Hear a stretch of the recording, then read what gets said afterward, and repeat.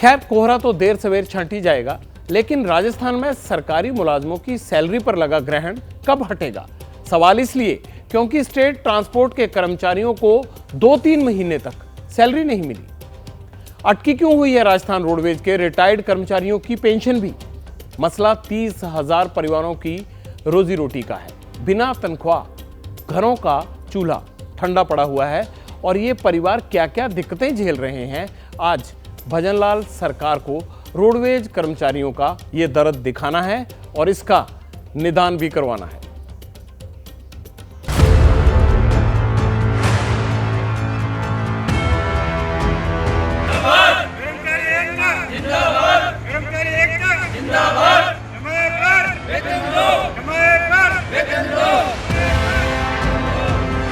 ना कोई शौक है ना शक्ति प्रदर्शन, पापी पेट का सवाल है। घर पर बच्चे बेहाल हैं, जीना जरूरी है और धरना मजबूरी।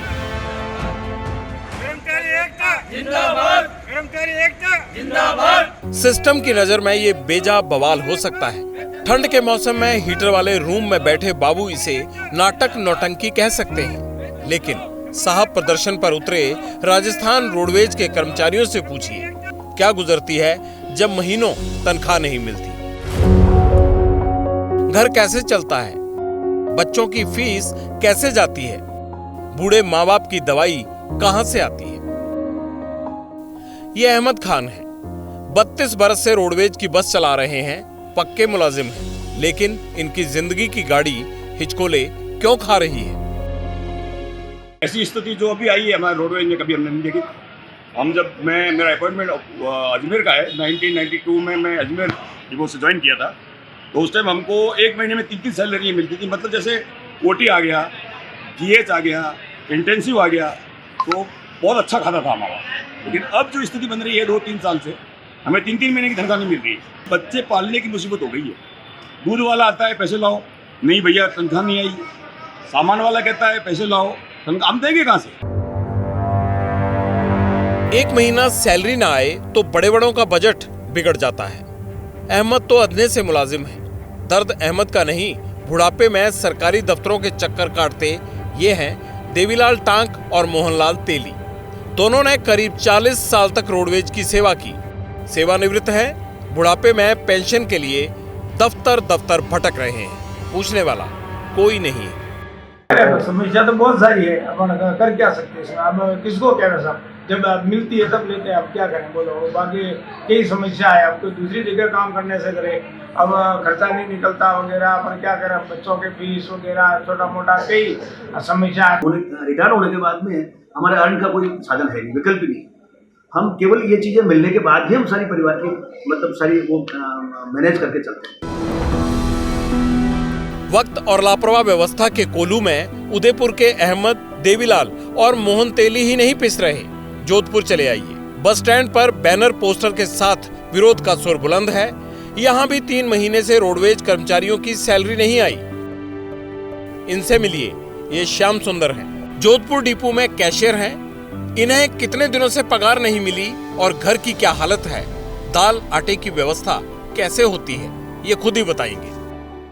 नई जो सरकार बनी है भजनलाल जी की, तो मेरा उनसे यही निवेदन है कि जो पिछली सरकार ने 34 रियायती थी उसको बढ़ा के इन्होंने 56 रियायती बढ़ा दी, 16/6/22 रियायती उन्होंने बढ़ाई है।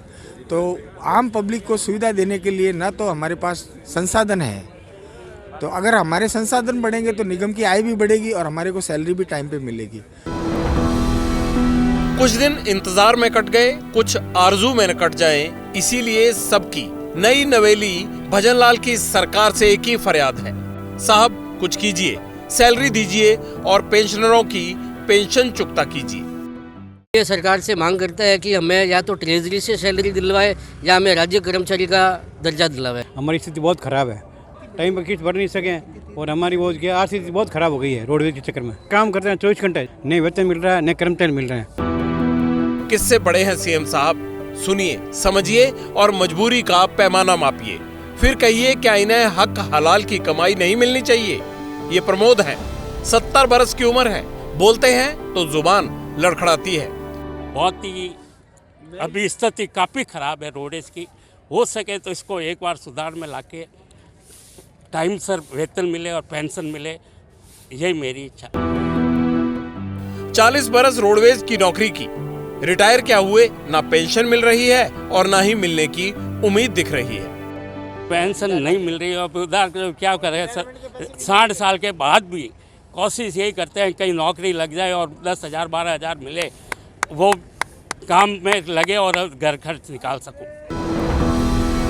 एक जैसी हकीकत, एक जैसा ही दर्द, किरदार बदलती गई तो जगह।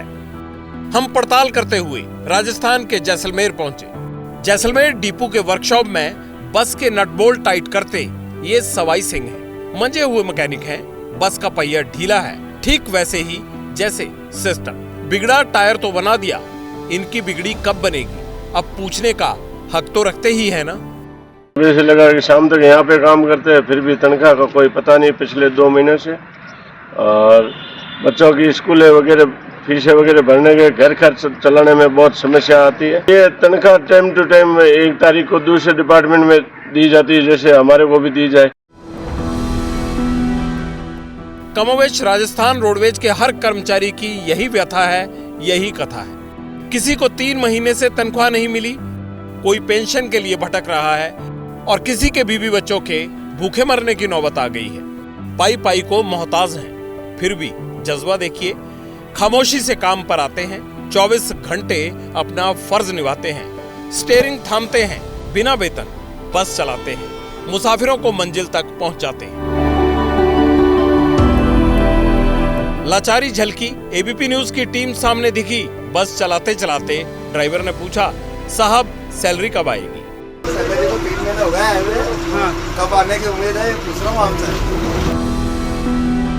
मामले का संज्ञान लीजिए सीएम साहब, ये आपके ही सूबे के कर्मचारी हैं। ये हैं तो सूबे की शान है, ये हैं तो राजस्थान का सफर सुहाना है। ये चक्का जाम नहीं करना चाहते, समस्या का समाधान चाहते हैं। तो निदान अब आप ही कीजिए और रोडवेज कर्मचारियों को वक्त पर सैलरी पेंशन दीजिए, क्योंकि ये खैरात नहीं, बस अपना हक मांग रहे हैं।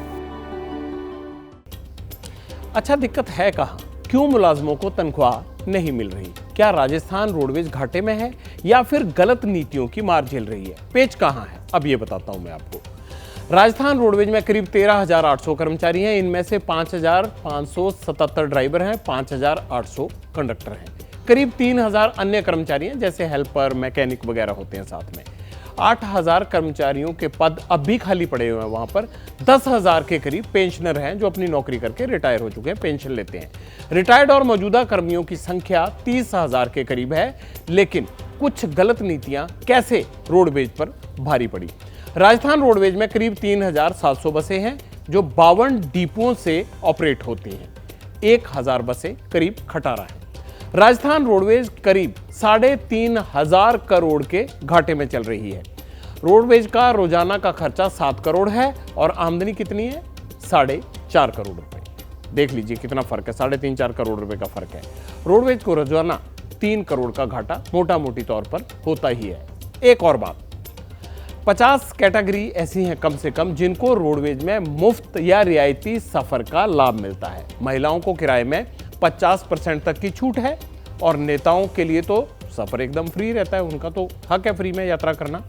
अब ये घाटा कैसे पूरा होगा? वेतन और पेंशन मिलेगी कैसे? ये एक बड़ा सवाल है। 10 साल करीब करीब होने को आ गए हैं कि अभी तक भी सैलरी पेंशन लोगों को टाइम पर मिलती नहीं है। 1.5 से 2 महीने होती है और हर महीने करीब 50 कर्मचारी रिटायर हो रहे हैं। डीजल की कीमत बढ़ गई, पेट्रोल की कीमत बढ़ गई, ऑयल की कीमत बढ़ गई, कर्मचारियों के वेतन भत्तों के बढ़ने से कीमतें बढ़ती चली जा रही है, बसों की कीमत बढ़ती चली जा रही है और दूसरे बिजली के इनके सारी खर्चे बढ़ते चले जा रहे हैं।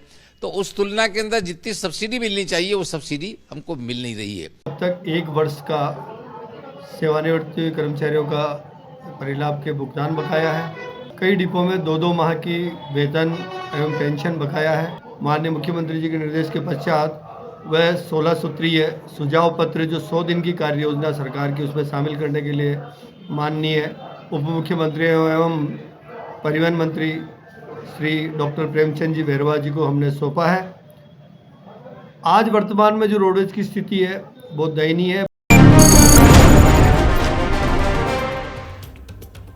आमदनी 98 और खर्चा रुपया, हालत यही है राजस्थान रोडवेज की। लेकिन इन हालात के लिए मुफ्त में बंट रही सेवाएं भी कहीं ना कहीं जिम्मेदार रहती हैं। और ऐसा किसी एक राज्य में नहीं है। जहां जहां सरकारें वोटर को खुश करने के लिए मुफ्त की रेवड़ियां बांटती हैं, वहां वहां किसी न किसी पर असर तो पड़ता है। फैसले सियासी होते हैं, तो इसमें कर्मचारियों का क्या कसूर है? वो तो टाइम पर ड्यूटी करते हैं, वो काम में अपने 14-14 घंटे लगाते हैं। फिर क्यों उन्हें 2-2, 3-3 महीने के लिए तनख्वाह का इंतजार करना पड़े? बिगड़ी व्यवस्था को दुरुस्त करने की जिम्मेदारी किसकी है? जाहिर है सरकार की है। सवाल भी उठने लाजमी है। सरकार को सोचना चाहिए, ऐसा सिस्टम बनाना चाहिए जिससे सभी कर्मचारियों को वक्त पर तनख्वाह और पेंशन मिले। वैसे भी ये करने के लिए सरकार के पास पैसा भी है और पावर भी। जैसे ही घड़ी का काटा दोपहर 2:30 पे आए, बबीता जी का दिल सास बहू साजिश के लिए मचल जाए। और ये है इनकी बहू, पूरे दिन ऑफिस की टेंशन हो जाए गॉन जब ये करें अपना फेवरेट शो फ्री टाइम पे ऑन। इनकी तरह आप भी देखिए अपना फेवरेट शो अपने टाइम पर और डाउनलोड कीजिए एबीपी लाइव ऐप अपने स्मार्ट टीवी पर।